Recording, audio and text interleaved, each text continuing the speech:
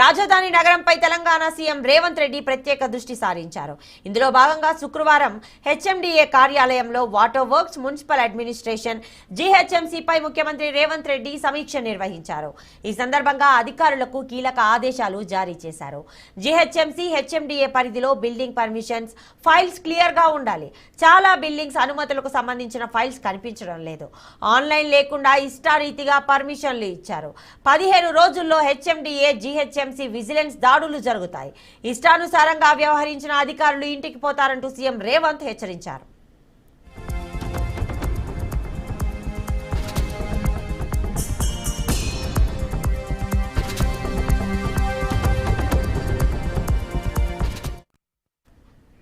HMDA website నుంచి చెరువుల online data ఎందుకు డిలీట్ అవుతోంది? 3500 చెరువుల డేటా ఆన్లైన్లో ఉండాల్సిందే. చెరువుల ఆక్రమణకు గురి కాకుండా వాటి వద్ద తక్షణమే సీసీ కెమెరాలు ఏర్పాటు చేయాలని ఆదేశించారు. ఇక హైదరాబాద్ నగరంలో పిల్లల కోసం క్రీడా మైదానాలు ఏర్పాటు చేయాలన్నారు. కొత్తగా ఏర్పడిన 85 మున్సిపాలిటీల్లో కమిషనర్లు లేకపోవడమే సీఎం రేవంత్ రెడ్డి ఆశ్చర్యం వ్యక్తం చేశారు. ఆర్థిక శాఖ ప్రత్యేక ముఖ్య కార్యదర్శి రామకృష్ణారావుతో ఫోన్లో మాట్లాడారు సీఎం రేవంత్ రెడ్డి. గ్రూప్ 1 అధికారులు కమిషనర్లుగా ఉండేలా చూడాలని ఆదేశించారు. కొత్త కార్పొరేషన్లకు ఐఏఎస్లను కమిషనర్లుగా నియమించాలని సూచించారు.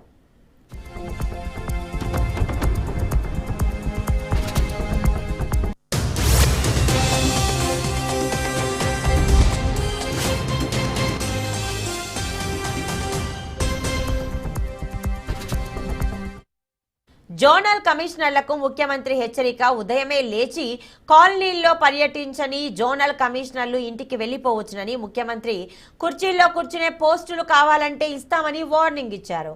హైదరాబాద్లో న్యూయార్క్ టైమ్స్ స్క్వేర్ తరహాలో వీడియో ప్రకటనల బోర్డు ఏర్పాటు చేయాలని సూచన. మల్టీ యూటిలిటీ టవర్స్ ను ఏర్పాటు చేయాలని ఆదేశించారు. వీధి దీపాలు మెరుగుదలకు చర్యలు తీసుకోవాలని సూచించారు. మెట్రో కొత్త మార్గాలకు త్వరలో శంకుస్థాపన చేయనున్నట్లు తెలిపారు.